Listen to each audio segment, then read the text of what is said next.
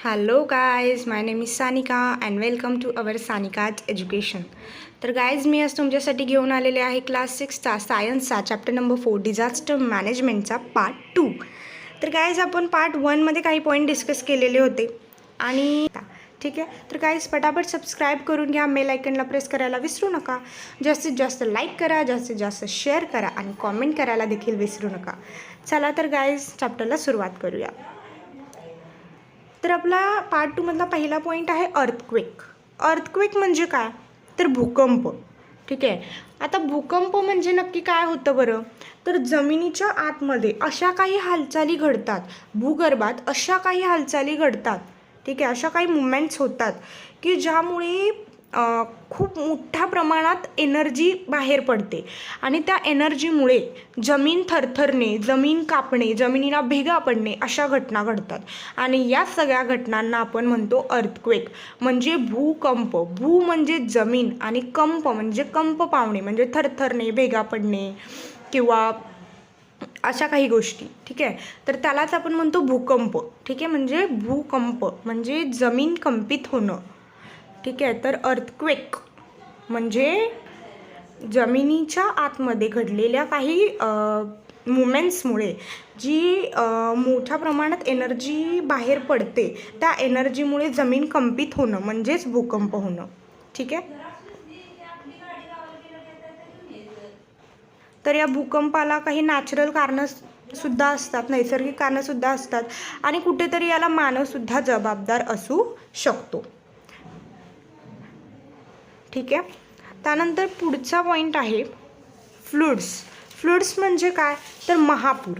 महापूर म्हणजे नक्की काय हो आणि महापूर येतो कसा तर बघा, अति पाऊस पडल्यामुळे, अतिवृष्टी झाल्यामुळे ते पाणी साठायला ना जागाच मिळत नाही. ठीक आहे. नदीच्या पात्रातून ते पाणी ना एक्स्ट्रा ओव्हरफ्लो होऊन ते पाणी बाहेर पडतं, ओव्हरफ्लो होतं. ठीक आहे. आणि त्यामुळे ते सगळं पाणी ना गावागावांमध्ये घुसतं, इतरांच्या घरांमध्ये घुसतं आणि मोठ्या प्रमाणात नुकसान होतं. त्यालाच आपण म्हणतो महापूर येणं. ठीक आहे. नदीच्या पात्रातून पाणी अति झाल्यामुळे ते बाहेर पडतं आणि त्यामुळे महापूर येतो. ठीक आहे. शहरी भागांमध्ये तर हे सगळं मॅनेज करण्याची व्यवस्था कमी पडते. ठीक आहे. पाणी निचरा करण्याची व्यवस्था अपुरी पडते, त्यामुळे गटारं तुंबतात, पाणी रस्त्यावर पसरते आणि आसपासच्या परिसरात आणि घरात शिरते. ठीक आहे. यालाच आपण काय म्हणतो महापूर येणं. ओके. महापूर आल्यानंतर काय काय परिणाम होतात बरं तिथल्या परिसरावर, तर तिथल्या प्रॉपर्टीचा मोठ्या प्रमाणात लॉस होतो, तिथल्या लोकांचं दैनंदिन जीवन विस्कळीत होतं, सगळंच बदलून जातं, सॉईल इरोजन होतं. ठीक आहे. त्यानंतर डिस्ट्रक्शन ऑफ स्टँडिंग क्रॉप, पिकांवरती मोठ्या प्रमाणात त्याचा परिणाम होतो, पिकं खराब होतात. ठीक आहे. त्यानंतर हे पाणी ओसरल्यानंतर बऱ्याच प्रमाणात आजारसुद्धा त्या जागेवर पसरतात, त्या ठिकाणी पसरतात. ठीक आहे. त्यानंतर पुढचा पॉईंट आहे स्ट्रॉम्स. स्ट्रॉम्स म्हणजे काय वादळे. आता ही वादळं कशी येतात बरं, तर आपल्या हवामानात कमी अधिक दाबाचे पट्टे तयार होतात. हां, हे पट्टे तयार झाल्यामुळे पूर्णपणे क्लायमेट बदलून जातं. ठीक आहे. आणि यामुळे काय होतं, पूर्णपणे वेदर चेंज होतं आणि यामुळे स्ट्रॉम्स म्हणजे वादळं येतात. आणि ह्या वादळांचे काय काय परिणाम होतात तर इलेक्ट्रिसिटीवरती या वादळाचे परिणाम होतात. बघा तुम्ही गावाकडच्या भागामध्ये वगैरे जास्त करून पाहिलं असेल की जेव्हा असा जास्त वारा सुटतो, वादळ येण्याची लक्षणं दिसतात, तेव्हा लाईट्स जातात. राईट. म्हणजेच काय तर इलेक्ट्रिसिटीवरती त्याचा परिणाम होतो. Tremendous losses to life and property. ठीक आहे. मोठ्या प्रमाणात लॉस होतो लोकांच्या दैनंदिन जीवनात किंवा बऱ्याच मोठ्या प्रमाणात त्यांचा प्रॉपर्टी लॉस होतो. ठीक आहे. त्यांच्या दैनंदिन जीवनामध्ये त्याचा परिणाम होतो. त्यानंतर पुढे काय दिलेलं आहे फॉरेस्ट फायर. फॉरेस्ट फायर म्हणजे जंगलं पेटणं, वन वे. ठीक आहे. आता हे जंगलं पेटणं म्हणजे नक्की काय किंवा हा वनवा लागणं म्हणजे नक्की काय तर बघा, अनकंट्रोल्ड फायर ऑफ फॉरेस्ट म्हणजे जंगलांना म्हणजे आपण कंट्रोलही करू शकत नाही, इतक्या ट्रिमेंडस स्पीडने जेव्हा आग लागते ना तेव्हा त्याला आपण म्हणतो वनवा पेटणं आणि ह्यांना रोखणं ना फार कठीण असतं. ठीक आहे. ते आपण इझिली कंट्रोल करू शकत नाही.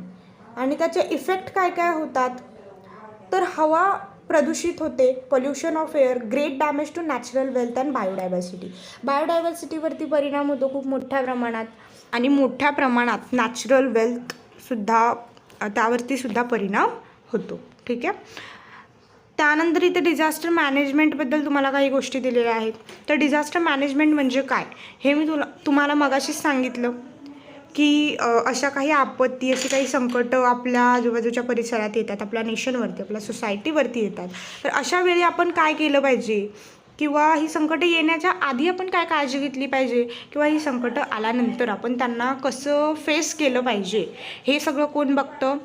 तर आपत्ती व्यवस्थापन. ठीक आहे. आपत्ती व्यवस्थापन करणाऱ्या काही संस्था असतात, तर त्या गोष्टींचं सगळं मॅनेजमेंट हे कोण करतं? या संस्था करतात. त्या संस्थांचंच एक इथे उदाहरण दिलेलं आहे बघा. 2005मध्ये ना नॅशनल डिझास्टर मॅनेजमेंट अशी एक संस्था आली. ठीक आहे. ही संस्था काय करते? तर हे असं डिझास्टर मॅनेजमेंटमध्ये ही संस्था काम करते. म्हणजे अशी आपत्ती येण्याआधी काय काळजी घेतली पाहिजे, किंवा अशी आपत्ती आल्यानंतर कसं फेस केलं पाहिजे, ह्या सगळ्याचं टोटली प्लॅनिंग ही संस्था करते. ही संस्था 2005मध्ये आली आहे. ठीक आहे.